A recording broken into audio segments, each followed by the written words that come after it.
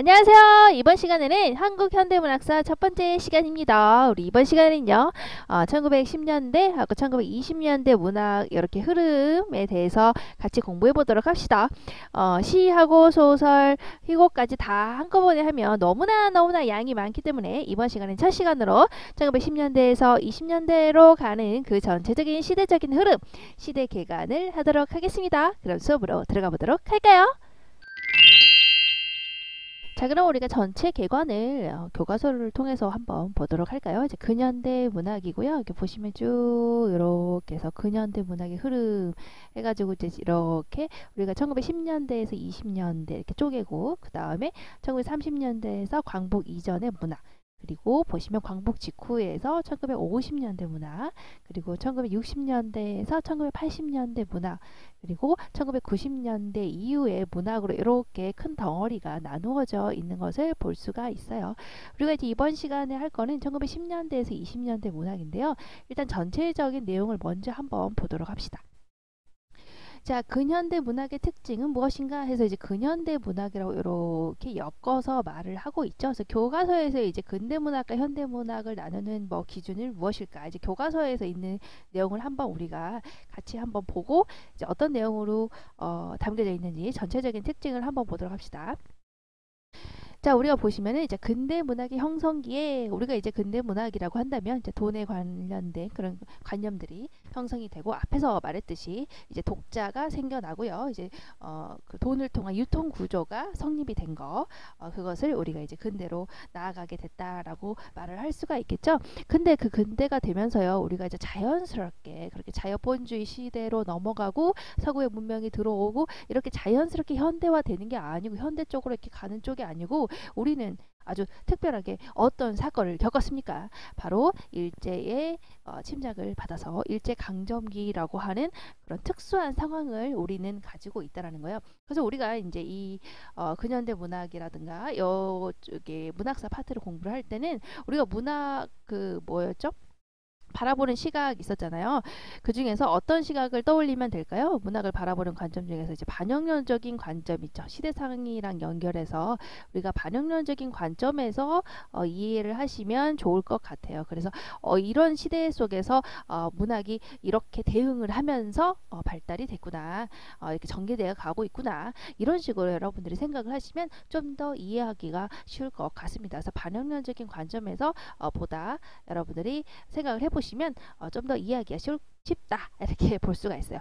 보시면은 자, 근대 문학의 형성기에 우리는 어때요? 바로 이제 일제 강점기라는 아주 특수한 상황을 겪게 됐죠. 그래서 우리는 이제 두 가지의 상황이 있는 거예요.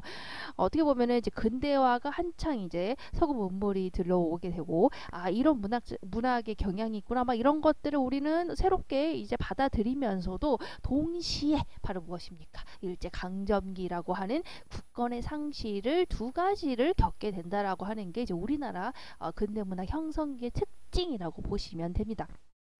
그래서 한국의 이제 근대 문학은 두 가지가 겹쳐 있죠. 지금 일제 강점기, 일제의 지배를 당하고 있다. 그러니까 당연히 뭘 해야겠습니까? 일제 강점기 문학의 첫 번째는 역시 국권의 회복을 지향해야겠죠.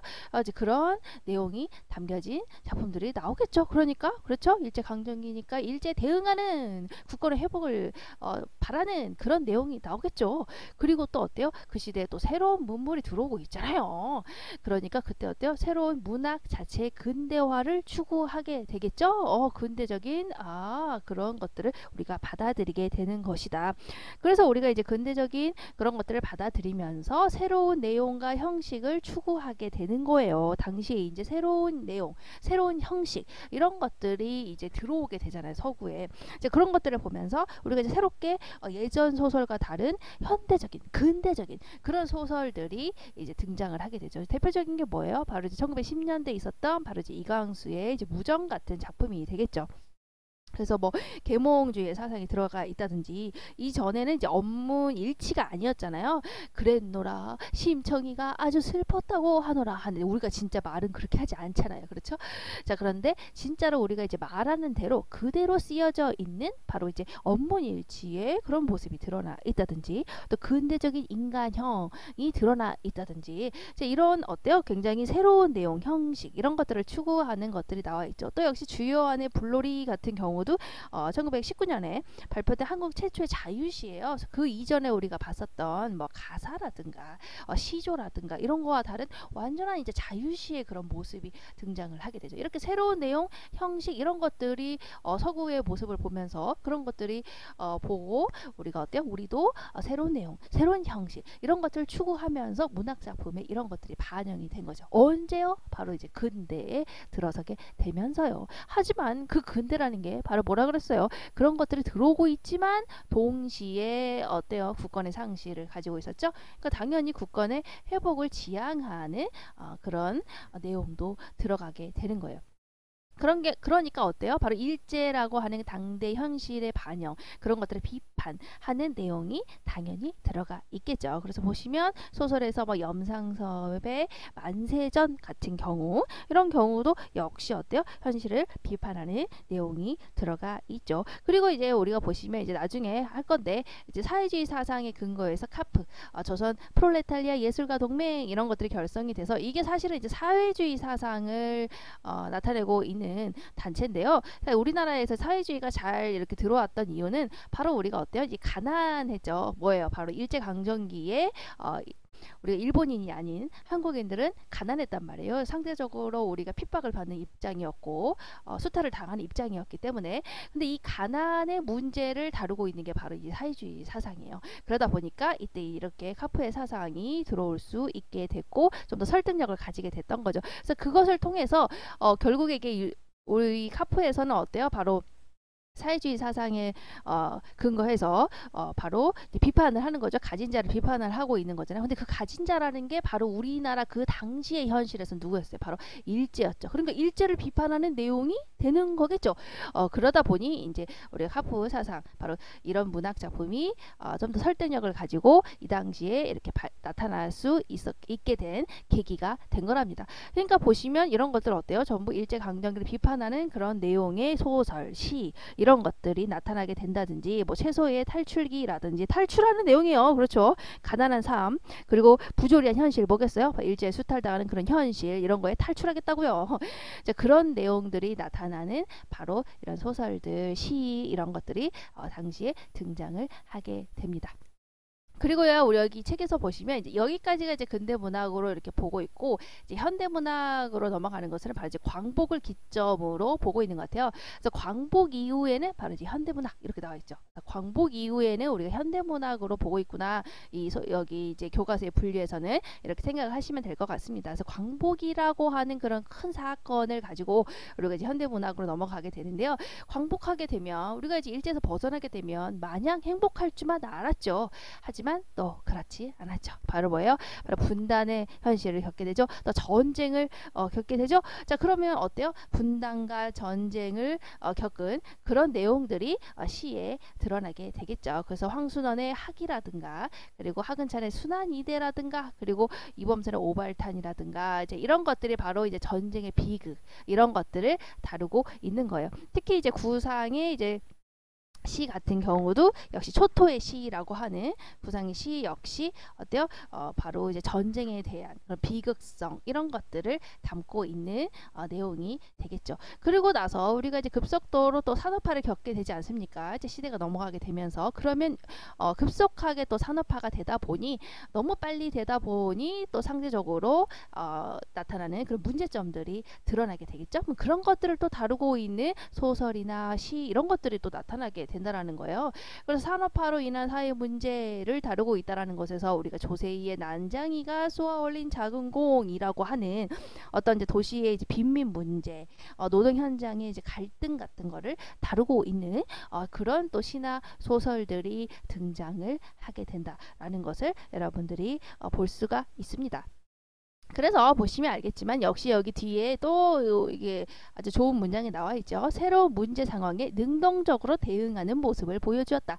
그러니까 이제 근대 문학에서 우리가 닥쳐 있었던 바로 이제 일제 강점기라는 그런 상황, 그리고 근대화라고 하는 것들이 들어오게 되면서 서구의 그런 새로운 형식, 새로운 내용 이런 것들이 들어오면서 모더니즘 막 이런 거 있죠. 이런 것들이 막 들어오면서 우리도 그런 것들을 시나 소설에 반영을 해서 해보자라고 하는 거, 그런 것들이 등장하게 됐고. 또 이렇게 일제강점기라는 상황에 대응을 하다 보니 일제강점기를 비판하는 그리고 또 그런 현실을 반영하는 그런 시나 소설들이 등장하게 됐고, 그리고 광복이라는 것을 기점으로 또 우리가 분단과 전쟁을 겪으면서 또 그런 것들을 다루고 있는 소재로 다루고 있는 시나 소설들, 그리고 또 산업화가 급격하게 일어나게 되면서 나타나게 된 여러 가지 문제점들을 또 다루고 있는 시나 소설들이 드러나게 된 거죠. 그러니까 역시 이런 여러 가지의 그런 우리 시대적으로 나타나는 여러 가지 큰 사건들 있죠. 굵직굵직한 뭐 분단이라든가 전쟁이라든가 일제 강점기라든가 뭐 이런 거 있죠. 뭐 산업화라든가 이런 굵직굵직한 그런 문제 상황, 바로 그런 시대적인 상황에 어때 문화 작품이 적절히 이렇게 반응을 하면서 우리가 나타나고 있구나라는 것을 알 수가 있어요. 그래서 이렇게 우리가 이제 큰 흐름을 이런 식으로 잡으시면 될 것 같아요. 그래서 이런 식으로 큰 굵직굵직한 사건들이 있고 이제 거기에 대응을 하면서, 그러니까 이제 근대화라고 하는 것이구나, 이 나타나게 됐구나. 그러다 보니까 새로운 내용과 형식을 추구하게 됐구나. 그럼 구체적으로 또 뭐가 있지? 이런 식으로 가지를 쳐가면서 공부를 하시면 될 것 같습니다.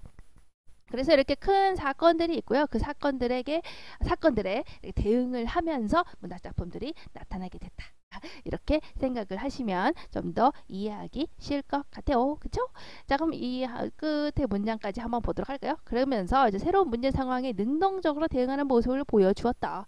그뿐만 아니라 과거의 문학적인 전통을 계승하면서 세계적인 보편성을 성취하는 데까지 나아가고 있다. 그래서 이제 현대 문학으로 가면 이제 보편성을 획득하게 됐다라고 하면서 한국 문학의 세계화에 대해서 이제 얘기를 하면서 이제 마무리를 하고 있습니다. 그래서 우리나라 또 이렇게 작품들이 또 해외에서 여러 가지 호응을 얻고 이제 그런 것들이 요즘에는 나타나게 되죠. 이제 그런 것들을 이제 세계적인 보편성을 이제 우리가 성취하고 있구나, 이런 식으로 이제 이해하시면 될 것 같아요. 그래서 어쨌든 이제 굵직굵직한 여러 가지 사건들 있죠. 이제 그런 것들을 대응을 하면서 문학이 아하 이렇게 나타나게 됐구나, 이런 식으로 큰 틀을 잡아서 이해를 하시면 좀 더 이해하기 쉬울 것 같아요. 자, 그러면 우리가 이제 바로 1910년대에서 20년대 문학으로 들어가게 될 텐데요. 들어가기 전에 우리가 이제 개론서에서 1910년대 문학, 10년대하고 20년대의 문학, 바로 이 개론에 대해서 전체적인 모습에 대해서 어떻게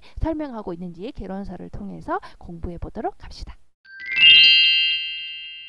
자, 아까 우리가 뭐라고 그랬습니까? 근대 문학의 형성기에 바로 우리 국권의 상실이라고 하는 일제강점기라는 그런 특수한 상황이 우리 근대 문학의 특징이라고 했잖아요. 그래서 한국의 근대 문학은 뭐라고 그랬어요? 근대화를 추구하면서도 플러스 거기다가 일제강점기였기 때문에 우리나라의 국권을 회복하는 이제 그런 식으로 이제 문학이 전개되어 가고 있더라라고 했었죠. 자, 그러면 이제 개론서에서 우리가 이제 일제 강점기의 모습을 한번 같이 보도록 합시다. 그걸 통해서 이러한 정책들, 이러한 상황 속에서 어떤 식으로 문학이 대응해 가고 있는지 그렇게 연결해서 보시면 좋을 것 같아요. 자, 그래서 일본의 식민지 문화 정책이라고 해서 첫 번째 보시면, 일단 이제 이거는 이제 우리가 역사 시간은 아니기 때문에 막 암기해야 되고 막 알아야 되고 막 그런 건 아니니까 그냥 편안한 마음으로 이런 식으로 전개되어 왔고, 그럼 이런 시대 상황에서 문학은 과연 어떤 식으로 대응되고 있었을까, 이렇게 연결을 시키면서 보시면 좋을 것 같아요. 첫 번째 볼까요? 식민지 지배 정책의 확대와 강화가 되어 가고 있었습니다. 그래서 우리가 1910년대에 일본에 의해서 지배를 당하고요. 식민지 지배가 시작이 됐고요. 이 이전에 우리가 바로 뭐였어요? 우리가 이전 바로 이 앞에서 우리가 공부를 했던 이행기, 그래서 우리가 어떤 얘기를 했었어요. 우리가 신소설가 신채시가 등장하는 거 얘기를 하면서 우리가 개화 개몽 운동을 했었다라고 했었잖아요. 그래서 새로운 문물, 새로운 우리가 이제 서구의 그런 것들이 들어오게 되면서 우리가 개화 개몽 운동을 했었는데, 이제 식민 지배 상황이 되면서 이제 그것을 이제 이어가는 것은 좀 어렵게 된 것이죠. 일본 같은 경우에는 결국에 한국인의 모든 소유, 권한 이런 것들을 박탈하는 것부터 시작을 해서 결과적으로는 어디까지 나아가냐? 이제 한국인이라는 그 존재, 그 정신 이것까지 없애버리는 게 최종 목표. 식민지 문화 정책의 최종 목표라고 생각을 하시면 돼요. 그런 식으로 이제 식민지 지배 정책이 확대되고 강화가 된 것이죠. 그러다 보니까 일본은 한국을 이제 우리 식민지로 가지고 있으면서 대한제국이라고 하는 우리 국호가 있었잖아요. 그걸 폐지시켰습니다. 없어져야 되니까 한국은. 그리고 이제 한국에 대해서 경제적인 수탈 정책 그리고 한국 민족에 대한 차별 정책 이런 것들을 시행을 하게 됐죠. 그러면서 조선총독부 들어보셨죠? 조선총독부를 설치를 해서 이제 우리나라를 또 감시를 하기 시작한 거죠. 이제 그걸 설치를 해가지고 이제 회사령이라는 것을 선포를 해서 이것은 이제 회사 즉 기업 활동을 강제로 지배를 하는 거예요. 그러니까 결과적으로 이제 한국인에 대해서 굉장히 가난하게 만드는 거예요. 한국인을 계속 경제적으로 수탈을 해서 생각해 보세요. 이제 가난한데 우리가 그 와중에 뭘 할 수 있겠습니까? 일단 돈이 있고 경제적으로 뭔가 뒷받침이 되어야 우리가 식민지 지배에 대해서 저항도 하고 이렇게 할 텐데 이제 그걸 아예 못하게 싹을 잘라버리는 거죠. 자, 그래서 어떻게 됐냐? 경제적으로 수탈을 하게 됐죠. 기업 활동을 못하게 해요. 또 토지, 산 이런 거에 대해서 조사 사업을 했어요. 왜 조사했겠어요? 다 뺏어가려고요. 그래서 그런 것들 다 뺏어가게 됐죠. 그러다 보니까 한국인들이 점점 경제적으로 이제 위축되는 상황이 벌어지게 된 거죠. 그러면서 한국 사회가 굉장히 궁핍하게 되죠. 그런 와중에서 왜곡된 근대화의 과정을 거치게 됩니다. 그래서 사실 우리가 이제 서구 문물이라든가 이런 것들이 들어왔을 때 한국에서 서구에서 바로 한국으로 들어오는 게 아니라 바로 일본을 거쳐서 이렇게 들어오게 되는 거죠. 그래서 그러면서 우리가 이제 어때요? 식민 지배의 상황이었죠. 그러니까 좀 왜곡된 근대화의 과정을 거치게 되는 겁니다. 일본은 바로 이제 한국에서 한국인들의 교육을 제한시켜요. 언론에 대해서 규제해요. 그리고 사상에 대한 통제 이런 것들을 강압적으로 시행을 하면서요. 한국 민족에 대해서도 굉장히 차별화 정책을 펼치게 됩니다.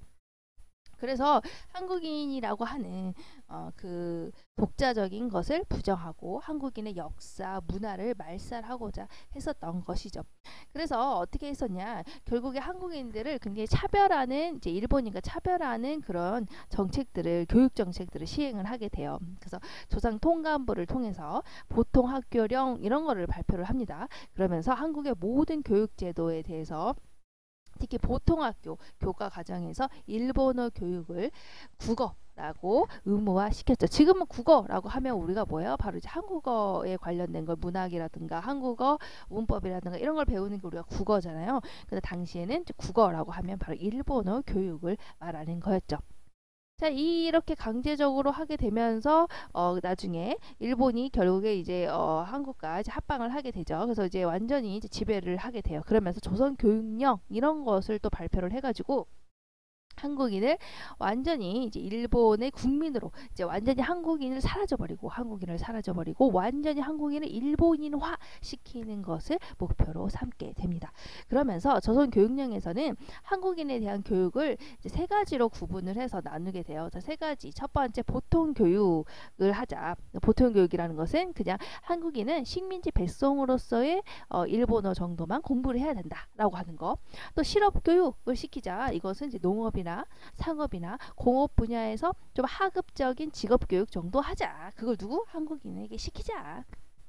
그리고 또 전문 교육 이런 걸 하려고 했는데 이것은 약간의 전문성을 가지고 있는 지식 기술 이 정도만 가르치자. 누구에게? 한국인에게. 한국인에게는 그냥 보통 교육이라고 하는 일본어 조금, 실업 교육이라고 하는 농업이나 상업이나 공업 분야의 기술 조금, 그리고 전문 교육이라고 하는 약간의 그런 기술 전문 기술 이 정도만 한국인은 배우자 이렇게 하게 된 것이죠. 그렇게 하게 되면은 한국인들은 그러다 보니까 자율적으로 대학을 설립을 할 수 없게 된 거예요. 그러니까 대학이라고 하는 것은 고등교육이잖아요. 고등교육을 받을 수 있는 것은 결국 일본인이었다라는 거예요. 한국인은 이제 그냥 실업교육이나 전문교육이나 보통교육만 받을 수 있게 그렇게 바꿨답니다.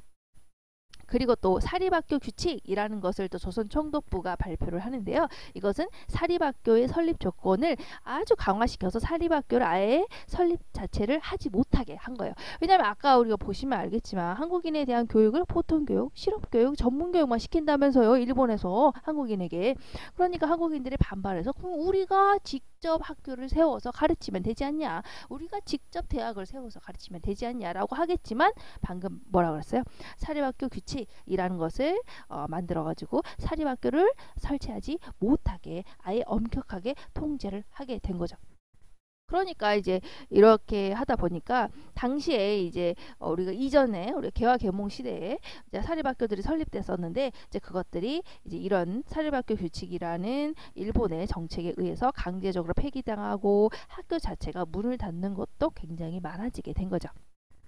그리고 또 이것뿐만이 아니고 한국인들의 사회 문화 활동도 규제를 했어요. 그래서 언론 출판 이런 것에 대해서 검열 정책도 굉장히 강화했고요. 그리고 이제 신문지법이라고 불리는 또 뭐겠어요? 신문지법, 신문지 바로 언론을 규제하는 거죠. 그리고 또 출판법 역시 뭐겠어요? 출판 또 규제하는 거죠. 이런 것들을 시행을 하게 됩니다.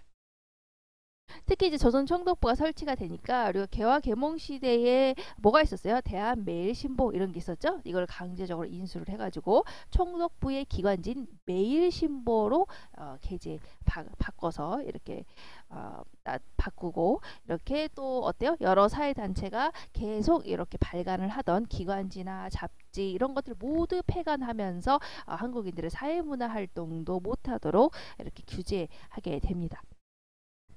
그러니까 결국 총독부 설치를 우리가 이제 하면서 일본의 식민지 지배에 대해서 비판적으로 얘기를 한다든가 그거에 대해서 비판적 이념을 한국인에게 심어줄 수 있는 또 한국인의 민족의식을 자극할 수 있는 이런 것들을 모두 다 금지, 압수 이렇게 하게 된 거예요. 결과적으로 아까 뭐라 그랬어요?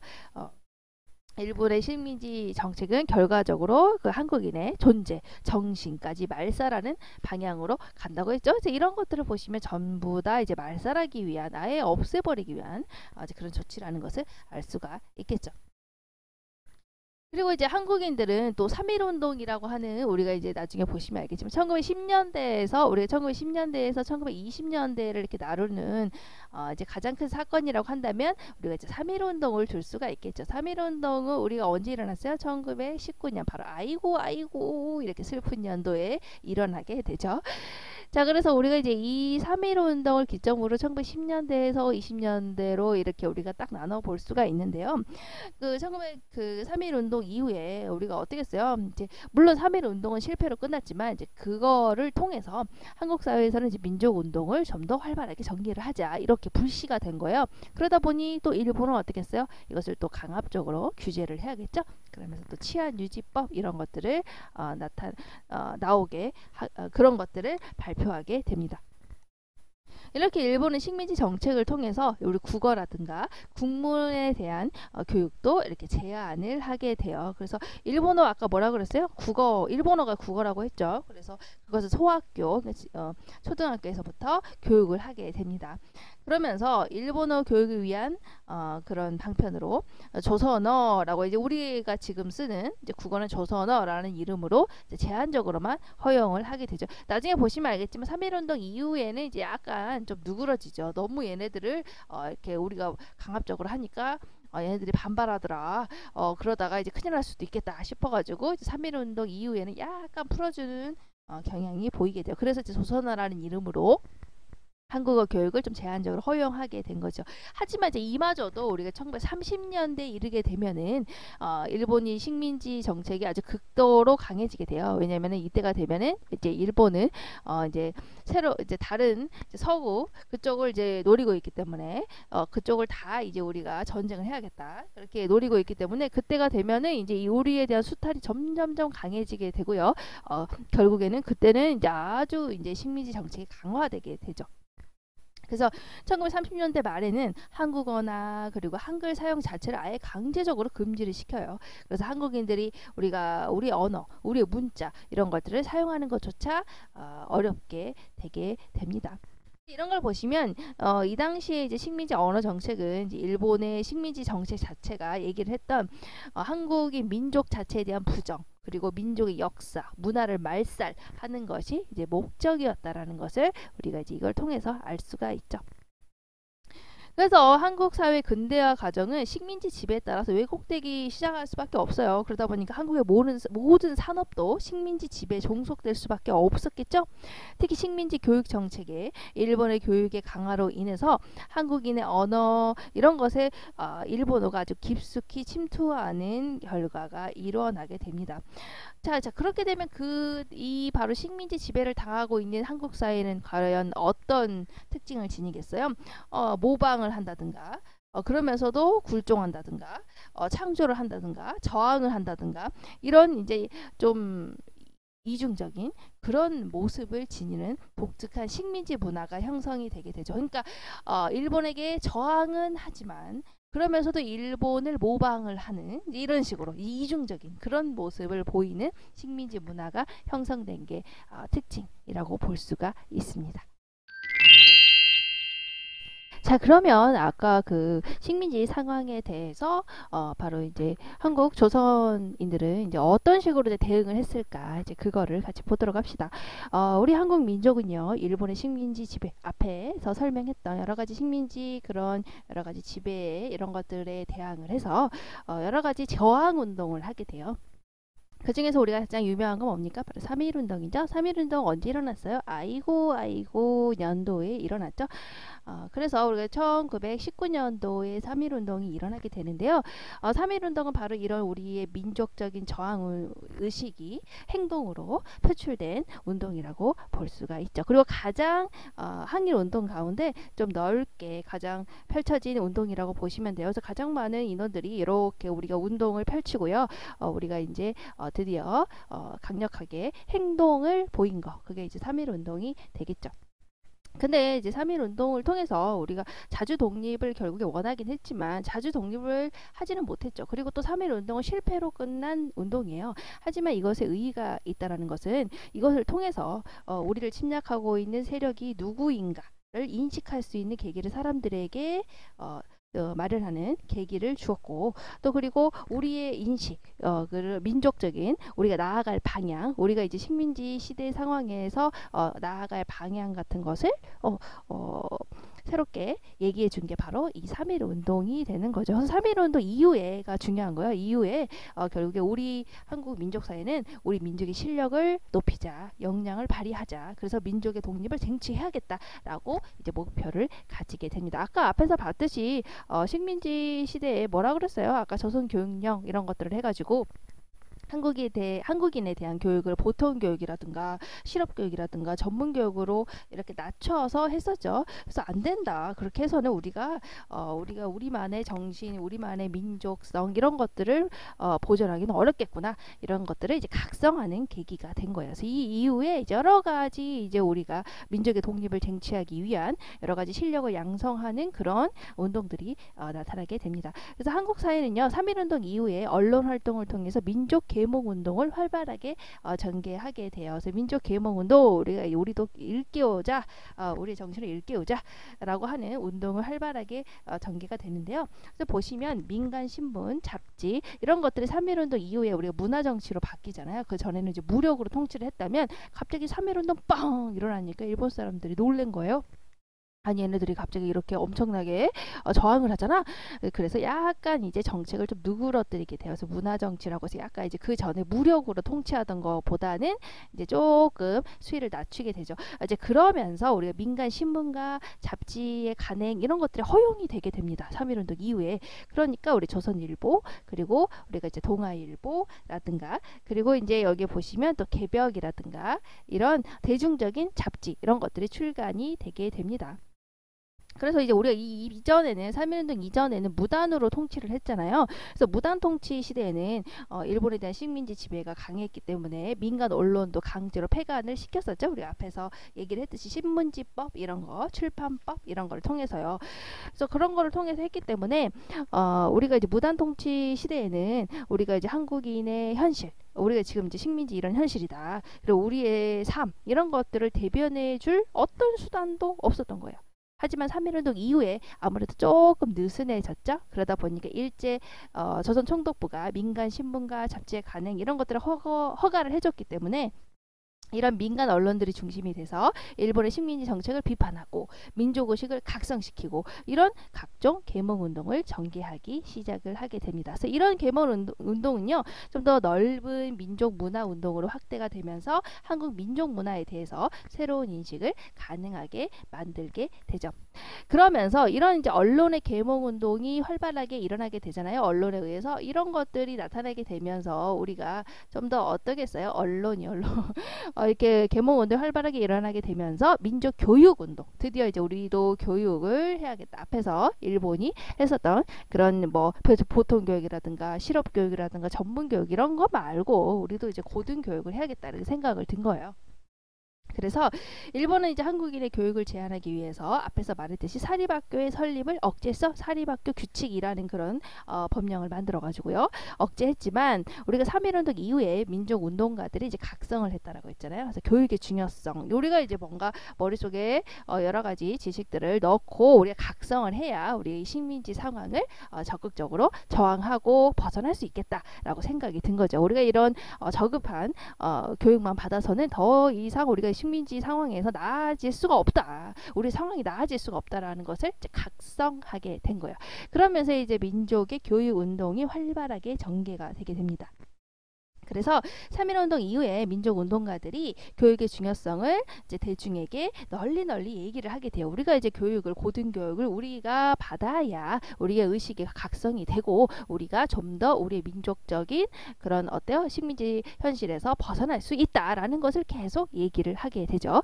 이제 그러면서 밀립대학 설립운동에서 대학을 설립하자. 약 설립운동이라고 해서 우리가 이제 일하고 저녁에 그 공부하는 거 있죠. 이제 그런 것들을 설립하는 운동. 그러니까 교육에 대해서 이제 집중적으로 우리가 관심을 가지자라고 하는 운동이 펼쳐지게 됩니다.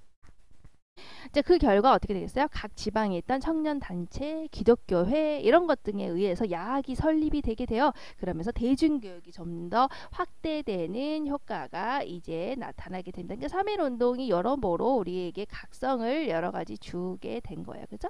대중교육이 이제 확대되게 된 거죠. 그러면서 우리가 이제 앞에서 보았듯이 식민지 현실에서 처음에 우리가 이제 일본이 생각했던 게 뭐였어요? 바로 이제 우리 경제권을 모두 박탈해 버리자. 우리가 말했죠. 우리 경제적으로 뭔가 독립하지 못하면 우리가 어쩌겠어요? 식민지 상황에서 벗어나기가 어렵겠죠. 그래서 그런 걸 노렸기 때문에 한국에 대해서 경제적인 수탈을 했었다라는 거 우리 얘기했었죠. 그래서 앞에서 말했듯이 뭐 회사령해서 기업 활동을 강제적으로 지배를 한다든지 토지나 임야 같은 것에 대한 조사하는 사업을 실시를 해서 한국이 소유의 토지, 임야 이런 것들을 수탈해 가지고 한국인의 경제적인 지위를 박탈하지 않았습니까? 그래서 거기에 이제 대응하는 여러 가지 운동. 바로 우리도 경제적으로 자립을 해야겠구나. 그래야 우리가 이 식민지 현실에서 벗어날 수 있겠구나라는 것을 알 수가 있죠. 그러니까 보시면 알겠지만 이런 식민지 현실에 대해서 우리도 교육을 좀 더 고등교육을 받아야겠다. 아까 일본이 안 해줬던 거 그리고 아까 일본이 얘기했던 것처럼 경제적으로 수탈하는 것에 대해서 이제 대응하는 입장에서 우리도 경제적으로 자립을 해야겠구나. 이런 식으로 운동이 대응해서 일어나게 돼요. 그래서 일본은 한국을 발판으로 결과적으로 일본이 원했던 건 뭐예요? 우리나라를 식민지 삼아서 이제 세계를 자기가 속 이렇게 먹어버리는 것이었죠. 그래서 한국을 발판으로 삼아가지고 저기 대륙 을 먹어버리겠다 이런 꿈을 꾸고 있었기 때문에 한국을 그들의 경제 시장으로 장악을 했던 거예요. 그래서 수탈을 했던 거죠. 수탈을 해서 우리가 일본의 군대가 빠방해져야 우리가 세계를 한 입에 빵 이렇게 대륙 진출을 할 수 있다라고 생각을 하게 된 거죠. 그래서 한국을 경제시장으로 장악을 하고요. 또 한국의 농산물, 원료 이런 것들을 싼 값으로 조달을 해서 공업 생산품을 판매해서 한국 내에서의 경제권을 지배하게 됩니다. 그러니까 우리가 그러면 안 되겠다. 우리가 이러다가는 계속 수탈만 당하겠구나 라고 싶어서 우리가 이제 어떻게 했겠어요? 한국 민족의 경제적인 실력을 올리고 민족의 자본을 보호하고 기업을 일으켜야겠다. 그래서 그렇게 해서 경제적인 자립, 우리만의 경제적인 자립을 도모해야겠다. 라고 하는 이제 경제 참여 운동이 일어나게 된 거죠. 그러면서 민족의 산업을 보호하고 기업을 육성하고 그리고 우리나라의 물건을 이용하자라고 하는 물산 장려 운동이라든가 경제 자립 운동의 하나로 물산 장려 운동이라든가 또 민족을 계몽하고 우리 협력을 해야 된다라고 하는 조합 운동 이런 것들이 전국적으로 일어나게 됩니다. 경제적으로 우리가 자립하자라고 운동이죠. 그리고 노동자 농민들의 일제 자본 침략 그리고 그 횡포에 대항을 해서 우리의 생존권을 지켜나가기 위해서 임금 투쟁, 소작쟁이 이런 투쟁 활동들도 점차 치열하게 나타나게 되죠. 그러니까 한국의 민족운동은 어때요? 뭐를 기점이에요? 이렇게 3.1운동을 기점으로 여러 가지 사상운동, 노동운동, 청년운동, 그리고 여성운동, 형평운동 이런 식으로 운동이 점점 다양하게 분화되면서 넓어지고 있다라는 것을 알 수가 있어요. 그러면서 우리가 이제 이때 우리가 또 어떤 것이 들어오게 됐냐? 이제 나중에 문학사에서 보면 되겠지만 우리 문학사에서 1920년대에 어떤 것이 나타났어요? 사회주의 사상이 유입이 되면서 우리가 이제 지식인들이 거기 대거 이제 참여를 하게 되죠. 그러면서 카프라고 하는 것이 설립이 되게 돼요. 이제 거기에 연결해서 1920년대 그러니까 식민지 현실이 이렇게 할 때 사회주의 사상이 유입이 되게 돼요. 러시아 혁명이 일어났죠. 그러면서 러시아 혁명 이후에 이제 우리가 사회주의 사상이 세계적으로 유행을 할 때 우리나라에도 소개가 되게 되죠. 그러면서 우리 사회주의 사상이 이 당시에 지금의 뭐 북한 막 이런 거 생각하지 마시고 우리가 사회주의 사상이 이때 유입이 될 때 우리나라 상황과 좀 맞아 떨어졌다라는 거예요. 그래서 좀 넓게 퍼지고 지식인들 사이에서도 받아들이고 그런 것들이 나타나게 된 거죠. 바로 뭐였어요? 우리가 사회주의라는 것은 결국에 뭐 어때요? 우리 부르주아를 처단하자 이런 거잖아요. 결과적으로. 그런데 당시에 우리가 경제적으로 수탈을 당하고 있었죠.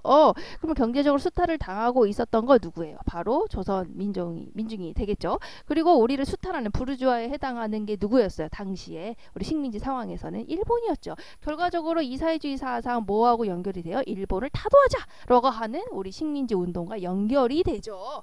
그래서 이제 우리나라에서도 이렇게 적극적으로 받아들이고 지식인들도 이렇게 생각이 된 거예요. 그래서 여기 사회주의 사상에서 결과적으로 이제 부르주아를 타도하자라고 했던 것이 우리나라의 상황과 맞물려지면서 일본을 타도하자 하고 연결이 된 거예요. 그래서 사회주의 사상이 유입이 되고 적극적으로 수용이 되게 되죠. 그러면서 우리나라에서의 사회주의 사상은 이제 결국에 일본을 타도하자는 그런 얘기잖아요. 그러니까 민족운동으로서의 반제국주의, 반식민주의 운동이 돼버린 거죠. 아시겠죠? 그런 성격이 가진 게 당시의 사회주의 사상 이라는 것을 기억하시면 될 것 같아요. 그러면서 여러 가지 이제 사회운동 조직이 나타나게 되겠죠. 그러면서 1925년도에 조선공산당 이런 것들이 나타나게 되고 사회주의 경향의 반식민주의 운동이 정치적 조직으로 발전을 하게 됩니다. 정치적 조직으로까지 이제 발전이 됐죠. 그러니까 우리나라의 상황과 맞물렸을 때 사회주의 사상이 잘 이렇게 연결이 됐다라는 거예요. 그래서 이제 그렇게 정치적인 조직으로까지 발전을 하게 됩니다. 그래서 이렇게 보시면 알겠지만 식민지 여러 가지 그런 일본의 상황에 대응을 해서 우리나라도 이런 식으로 대응을 하고 있었다라는 거예요. 그래서 한국의 민족운동은 여러 방면에서 우리 일본의 식민지 지배 정책에 대항하는 다양한 반식민주의 식으로 우리가 나타나게 됐다라는 것을 우리가 알 수가 있습니다. 자, 그러면 우리가 이제 이렇게 대응을 했다라는 거하고 연결해서 그럼 이 대응을 했던 그런 시대 상황에서 문학은 과연 그럼 이런 아까 말했던 일본의 식민지 상황에 맞서서 어떤 식으로 문학이 대응을 했을까를 우리가 이제 한번 같이 보도록 합시다. 자, 그럼 이 같은 식민지 상황에서 문학은 어떻게 대응을 했는지 한번 보도록 합시다. 우리 한국 문학 같은 경우에는 우리 개화 개몽 시대 이 앞전에 했었죠. 신소설 우리가 이제 그런 거 얘기를 하면서 했었는데요. 이제 거기에서 뭐라고 그랬습니까? 우리가 이제 좀 더 확대가 되고 새로운 형식의 문학이 등장하면서 우리가 신소설, 신체시 이런 거 얘기를 했었죠. 개화가사, 뭐 창가 이런 거. 자, 그러면서 국어 국문 운동이 확대됐다라고 했어요. 이제 그런 성격을 가지면서 우리만의 독자적인 그런 언어 예술 이런 것들이 나타나게 됐죠. 그래서 그때 이제 새로운 문학 양식 아까 말했죠. 신소설이라든가 신체시라든가 이런 거 그리고 대중적인 독자층의 확대, 우리가 이제 근대적인 유통 구조를 가져서 나온 게 바로 신소설이라고 했었잖아요. 뭐라 그랬어요? 우리가 독자를 생각을 하고 그 독자를 생각하면서 글을 쓰는 작가가 있고 그 작가의 책을 팔아주는 출판사가 있고 이런 근대적인 유통 과정, 우리 요즘과 같은 그런 것들을 통해서 문학이 향유가 됐었다. 그러면서 이제 작가는 우리가 독자를 생각할 수밖에 없죠. 그러다 보니 대중적인 독자층이 확대되고 또 우리가 신문이라고 하는 그런 매체 이런 것들이 등장을 했죠. 자, 그리고 우리가 또 일본의 식민지 지배를 당했지만 우리 일본의 식민지 지배 상황에서 국어라고 하는 것은 무엇을 말했나요? 바로 일본어를 국어라고 했었죠.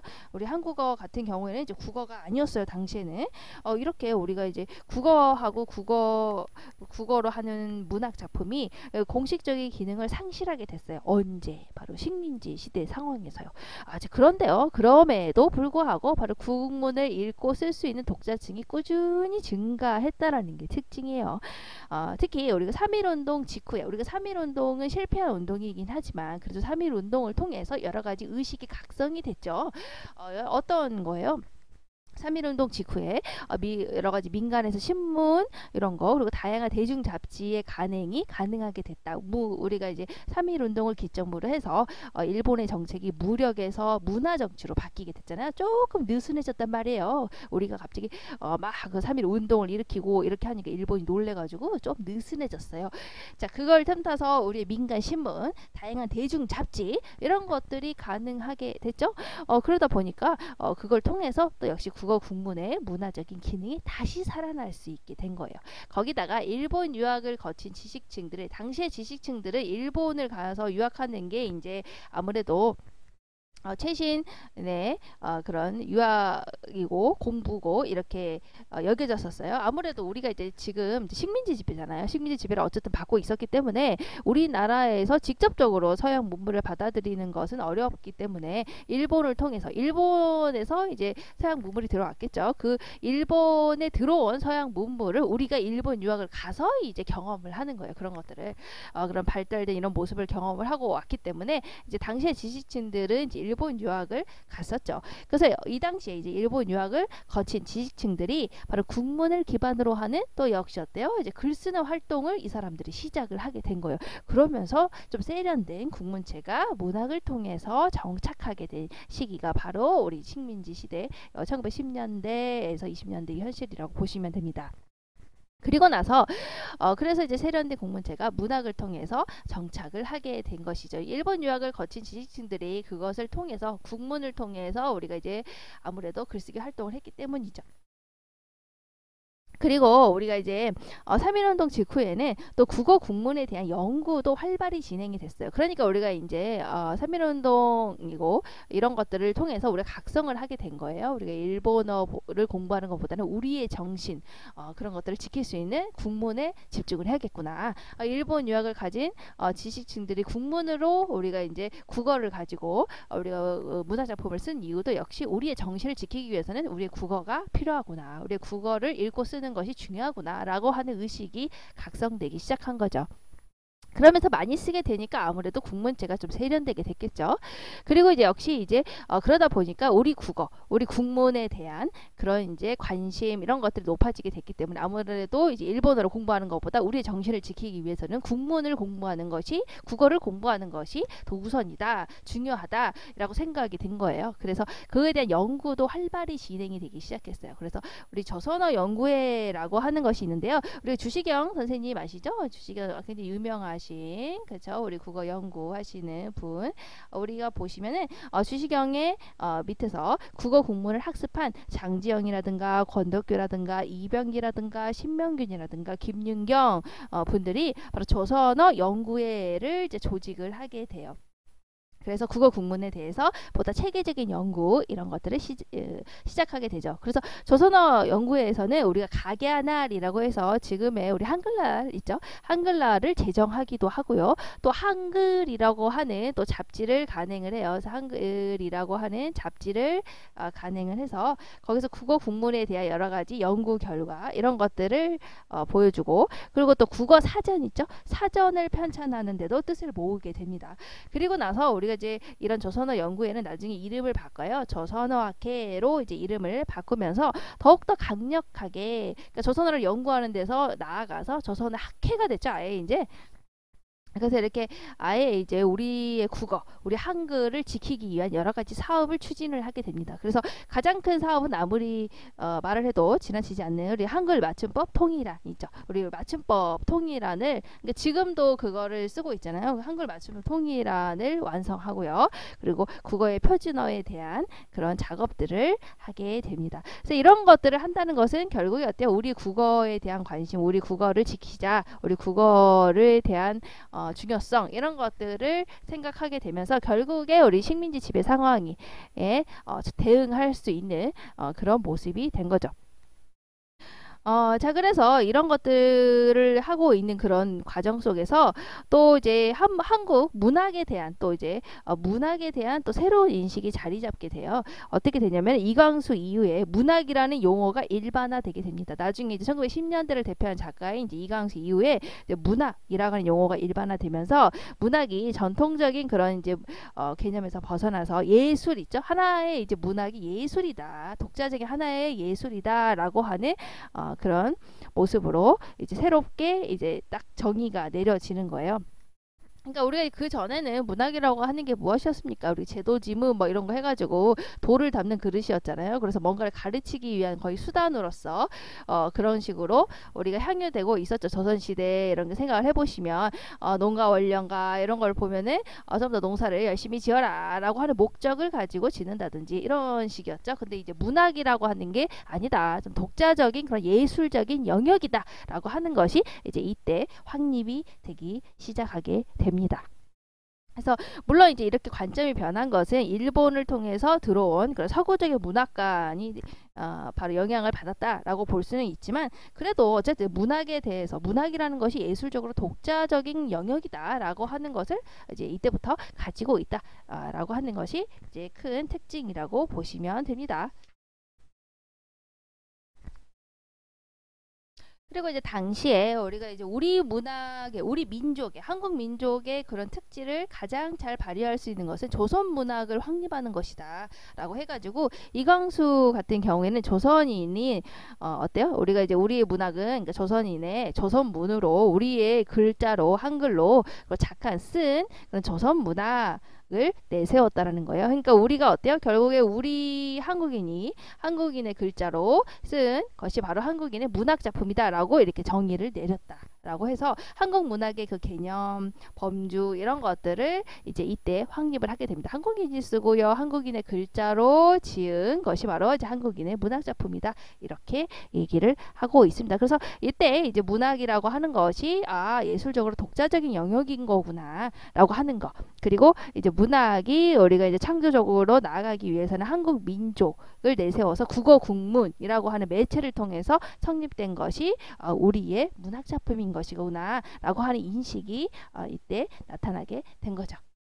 그리고 이제 이런 문학에 대해서 근대적으로 인식하게 된 것을 우리가 보시면은 주르륵 여러 가지 이제 잡지라든가 동인지라든가 뭐 종합지라든가 이런 거를 통해서 이제 활발히 이제 그런 것들이 나타나게 됐다라는 것을 딱 보시면 알 수가 있어요. 딱 봐도 굉장히 많은 동인지라든가 잡지라든가 신문이라든가 문학 종합지라든가 이런 것들이 나타난 것을 알 수가 있죠. 언제요? 3.1운동 전후해서 나타나게 된 겁니다. 3.1운동 이후에 우리가 이제 신문이나 이런 거에 대한 규제가 좀 느슨해졌다고 했죠. 이제 그러면서 이렇게 많은 바로 이제 신문이라든가 동인지라든가 종합 잡지라든가 문학 종합지 여러 것들이 이렇게 나타나게 된 것이죠.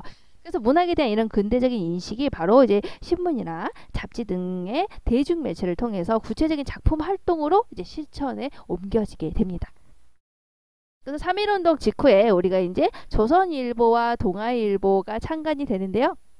이 신문에서 학예면이라는 곳을 두어가지고 거기에서 문해 활동을 널리 나타내고 있어요. 그래서 이 신문들은 문학과 독자를 연결하는 그런 매개 역할을 했고요. 그리고 폭넓은 작품 활동의 기반을 제공했다는 의의를 가지고 있어요. 또한 이제 대중적인 독자들을 위해서 장편 소설을 연재를 하고요. 우리 읽는 독자들이 점차 늘어나게 되고, 그리고 그들을 위해서 이제 장편 소설을 연재를 하게 되죠. 그리고 또 신춘문예 이런 것들을 발표를 해가지고 거기에서 신인 발굴 제도를 만들어서 해마다 새로운 문인들을 문단에서 배출하게 됩니다. 그런 식으로 이제 문학적으로 우리가 조금 더 성장하는 모습을 볼 수가 있죠. 그래서 최남선이 했던 또 소년이라든가 또 그리고 청춘 같은 경우에는 종합적인 성격의 대중 잡지였지만 새로운 글쓰기, 우리가 최남선 앞에서 우리가 했었잖아요. 우리가 그 앞에 이제 신체시를 하면서 최남선의 해에게서 소년에게 이런 거 했었잖아요. 그래서 최남선 같은 경우에는 우리가 딱 신체시라는 것을 보면서도 생각할 수 있겠지만 좀 더 근대적인 그런 것들을 받아들인 사람으로서 우리가 특징을 가지고 있구나라는 것을 알 수가 있죠. 신체시 이런 걸 썼잖아요. 그 전에 앞에서는 막 시조 이런 거 쓰고 있었던 그런 상황에서 신체시라고 하는 새로운 문학 형식 이런 것들을 했잖아요. 그래서 이런 걸 봤을 때 최남선의 소년이라든가 청춘 같은 경우에도 새로운 글쓰기로서의 문학의 사회적인 확대 이런 거에 큰 영향을 미쳤다라고 볼 수 있습니다. 특히나 이 청춘 같은 경우에는 현상 모집 방법을 통해서 소설을 공모했고요. 새로운 문필가를 발굴하고요. 여러 가지 형태의 글쓰기에 적합한 국문체의 가능성을 작품을 통해서 보여주고 있다는 의의를 가지고 있어요. 또 일본 유학생 중심의 이제 학지광이라고 하는 것은 종합적인 학술 잡지인데요. 이 시기에 새로운 학문 분야에 대한 관심, 아무래도 이제 새로운 이제 문물이 들어오고 있는 시점이었죠. 우리 식민지 상황이었지만, 그래서 새로운 학문 분야에 대한 관심, 그런 것들을 나타내고 있는 우리 학술 잡지라고 볼 수 있습니다. 그리고 또 태서 문해 신보라고 하는 것이 있는데, 역시 태서라는 서가 바로 이제 서양인 거예요. 그래서 이걸 딱 보면 알겠지만 이게 문해를 중심으로 한 주간 신문인데요. 백대진, 김억이라든가 황소구 등이 바로 서구 문학의 여러 가지 경향을 소개하고 작품을 번역하고 수록하는 곳이었다고 볼 수 있어요. 서가 이제 서양이기 때문에 서양의 여러 가지의 경향 그리고 서구 문학의 작품 이런 것들을 번역해서 실은 그런 우리 문해 중심의 신문이라고 볼 수가 있습니다. 그래서 3.1운동 이후에 일본에서 본격적으로 문학을 공부한 문인들이 새로운 문학 활동의 무대에 등장을 하게 되는데요. 특히 이제 순수 문학 동인지라고 해서, 동인지는 우리가 아시죠? 여러 가지 뜻을 가지고 있는 그 사람들이 만든 이야기 모임인 거예요. 이제 거기에서 이제 창조라고 하는 것을 만들었는데요. 그 동인지 창조에서는 일본 유학생이었던 당시에 이제 김동인이라든가 주요한, 정영택, 김환, 최승만 등이 바로 동인으로 참가해서 바로 이제 일본에 있는 동경에서 발간을 하게 됩니다. 그리고 국내에서도 문학 동인지 어떤 페어라든가 이런 것들이 창간이 되고요. 이 동인지는 김억, 황소구, 민태원, 남궁벽, 그리고 염상섭, 오상순, 그리고 여성 문학인으로서 나혜석, 김일업 등이 참여하게 되고요. 또 백조 같은 경우에는 이제 홍사용이라든가 박종아, 현진건, 이상화, 나도향, 노자영, 박영희, 안석영 등이 동인으로 참가를 한다든지, 그리고 장미촌이나 이제 금성이 라든가 또 영대라고 하는 동인지가 계속 발간이 돼요. 대개의 이런 문학 동인지들은 좀 짧게 수명을 다했지만요. 문학 동인들이 활동하는 것은 일제강점기의 가장 중요한 작품 활동 방식이라고 우리가 생각을 하시면 됩니다. 그래서 이 시기에 가장 중요한 이제 문학 작품 활동 방식은 바로 이렇게 문학 동인 활동을 통해서 이런 것들을 통해서 이제 발표하는 것이었죠.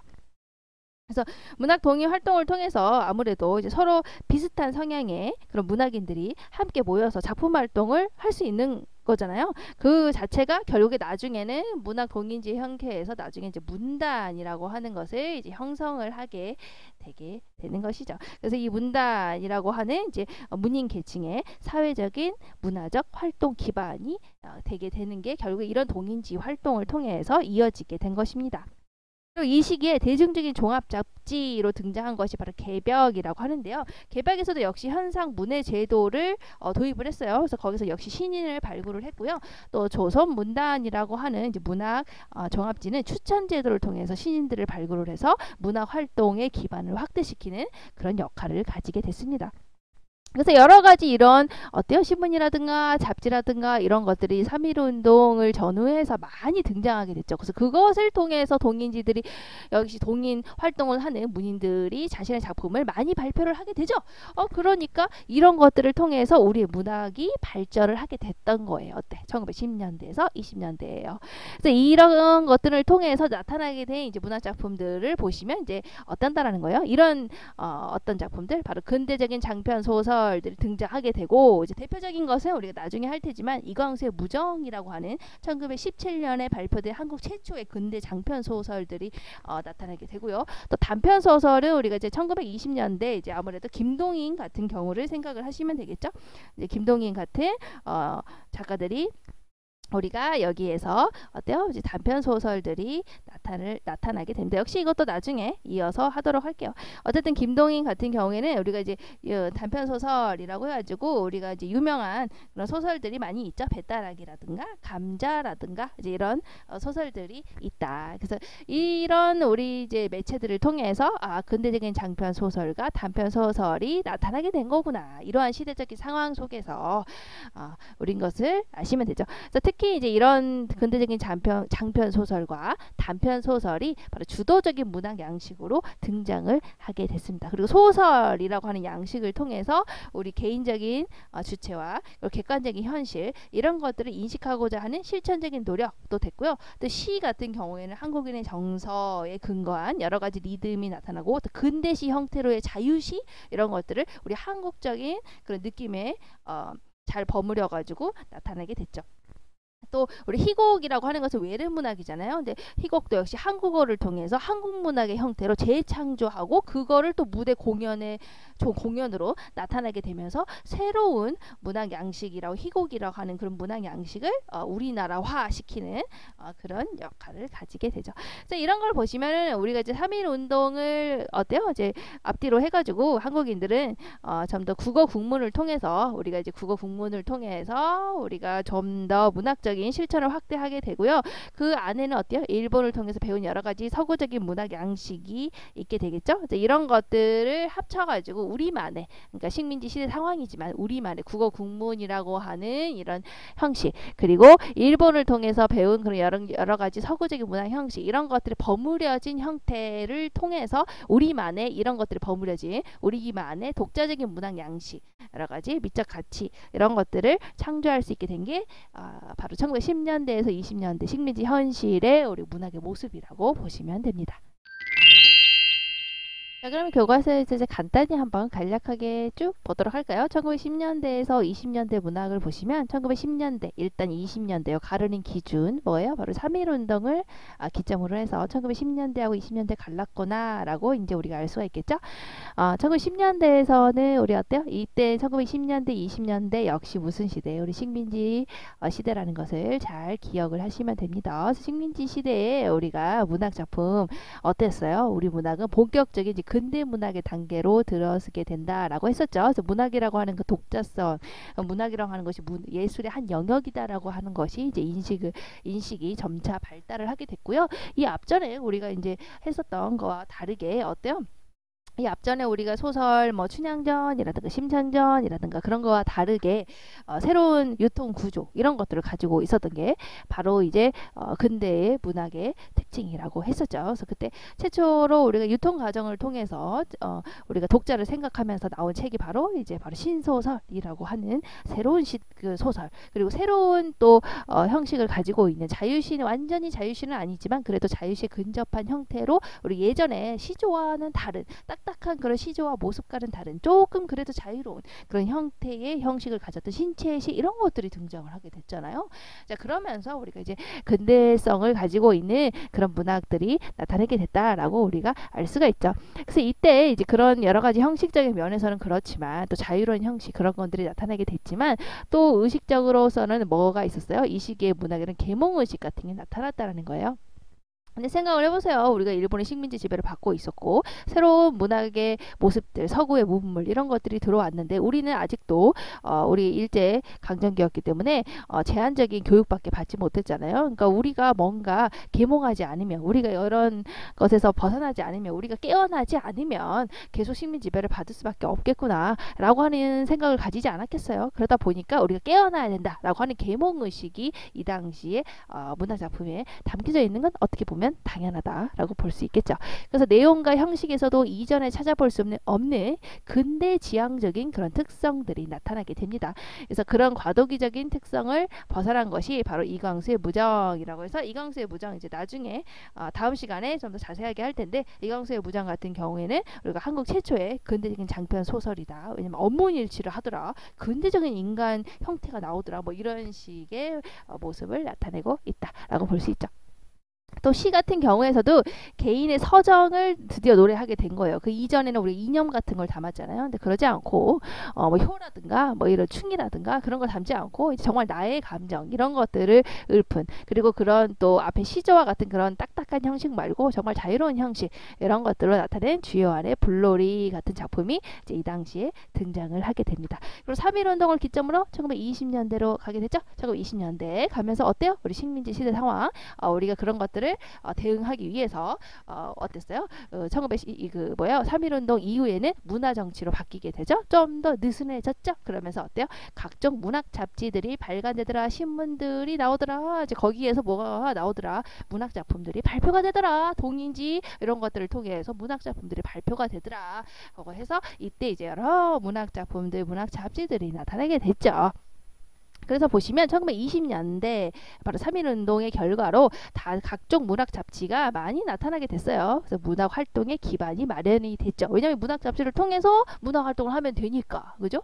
그리고 특히 창조라든가 폐허라든가 백조 이런 식의 동인지 같은 게 간행이 되면서 우리가 말했죠. 문학적인 그런 뜻을 같이 한 어떤 모임 단체에서 이제 이런 것들을 발간을 하게 돼요. 발간하면서 작가층이 이제 확대가 되게 됩니다. 그래서 근대적인 의식이죠. 근대적인 의식을 바탕으로 해서 여러 가지 작품들이 이런 동인지를 통해서 나오게 되죠. 그리고 이제 국경상실, 우리가 이제 식민지 지배 상황이니까 이제 그런 거를 또 읊은 여러 가지 시나 소설이 있겠죠. 그래서 시에서는 김소월의 진달래꽃이라든가 또 한용운의 님의 침묵이라고 한다는 우리 시대의 현실을 반영한 그런 시나 소설이 나타나기도 하고, 또 염상선의 만세정 같은 경우에는 우리가 이제 사회와 현실을 인식하는, 어떻게 보면은 그 안에 이제 사실주의 소설이라고 해서 여기에 이제 만세전이잖아요. 그러니까 3.1 운동 직전의 그런 불안정한 상황을 우리 소설에서 나타내고 있죠. 그리고 20년대 중반에는 또 우리가 가장 중요한 건 사회주의가 들어오게 돼요. 우리가 앞에서 얘기를 했듯이 사회주의라고 하는 것이 우리 지금 북한 막 이런 거 생각하고 이러면 안 되고, 우리가 이제 사회주의 사상이라고 하는 것이 결국에 우리가 이제 부르주아를 타도하자 이런 거잖아요. 우리를 약탈하는 부르주아를 타도하자. 근데 그 부르주아가 당시에는 식민지 상황이었으니까 누구였겠어요? 바로 일본이 됐겠죠. 그래서 일본을 타도하자라고 하는 우리의 그런 식민지 상황에서의 정서와 딱 맞아 떨어진 거예요. 그래서 사회주의 사상이 이때 들어오게 되고 지식층을 중심으로 이렇게 퍼지게 됩니다. 그러면서 우리가 이제 카프라고 하는 조선 프롤레타리아 예술가 동맹, 아까 부르주아를 타도하자라고 했잖아요. 부르주아하고 반대되는 게 뭐겠어요? 바로 프롤레타리아예요. 그래서 약탈당하고 있는, 그래서 우리 약탈당하고 있는 조선의 프롤레타리아 예술가끼리 동맹, 요 이제 앞글자를 따가지고 이제 카프라고 하거든요. 이것들이 결성이 돼서 우리가 이제 사회주의 사상에 근거한 이제 계급 문학이 나타나게 된 게 1920년대의 상황이다라고 보시면 됩니다. 어떻게 보면 이제 사회주의 사상이 우리가 이제 퍼지게 된 게 우리가 러시아 혁명 때문이잖아요. 그런 이제 가난의 상황과 연결이 되는 게 바로 그런 사회주의 사상이라고 보시면 됩니다. 그리고 이제 거기에 대표적인 또 소설이 최서의 탈출기 이런 것들이 나타나게 됐구나라고 여러분들이 보시면 되겠죠. 그래서 1910년대에서 20년대 이렇게 딱 보시면 1910년대에는 우리가 근대적인 의식 이런 것들이 나타나고 계몽 의식이 나타나게 되는 그런 특징들을 가지고 있구나. 대표적인 건 이광수의 무정이나 새로운 형식이 나오는 주요한의 불놀이 같은 게 있구나. 그리고 이제 3.1 운동 빵 터지고 그 이후에 1920년대로 넘어가게 되면서는 우리가 이제 신문이나 잡지나 이런 것들이 허용이 되게 되면서 이제 그런 여러 가지 동인지 신문 잡지를 통해서 여러 가지 문학 작품들이 나타나게 됐구나. 그 문학 작품 속에서 근대적인 장편 소설이라든가 단편 소설이 주류를 이루게 됐구나. 그리고 또 하나의 갈래로서 우리가 이제 식민지 상황이니까 그 식민지 상황에 대해서 현실을 극복하기 위한 그런 것들을 노래한 여러 김소월이라든가 한용운 같은 그런 작품들이 나타나게 됐구나. 그리고 사회주의 소설이 나타나게 됐구나. 사회주의 혁명을 통해서 이때 사회주의 사상이 유입이 됐구나. 1920년대. 근데 그게 우리의 식민지 상황과 맞아 떨어졌구나. 그래서 그 사회주의의 내용을 반영한 여러 가지 또 소설 작품, 문학 작품들이 나타나게 됐구나라고 하는 게 1910년대하고 20년대 문학의 특징이라고 정리하시면 될 것 같습니다. 자, 그러면 우리가 이제 다음 시간에는 이제 지금 이제 간략하게 한번 쭉 그냥 봤잖아요. 이제 1910년대에 20년대의 시의 모습, 1910년대에서 20년대 소설의 모습, 1910년대에서 20년대의 극문학의 모습은 어떤지 이제 구체적으로 다음 시간에 이어서 보도록 하죠. 네, 수고하셨습니다. 여기까지 하면 1910년대에서 20년대의 문학 시대 개관을 같이 공부했어요. 우리 다음 시간에는 시 그리고 소설 이렇게 쭉쭉 같이 공부해야겠죠? 다음 시간에 만나도록 해요. 다음 시간에 만나요. 안녕.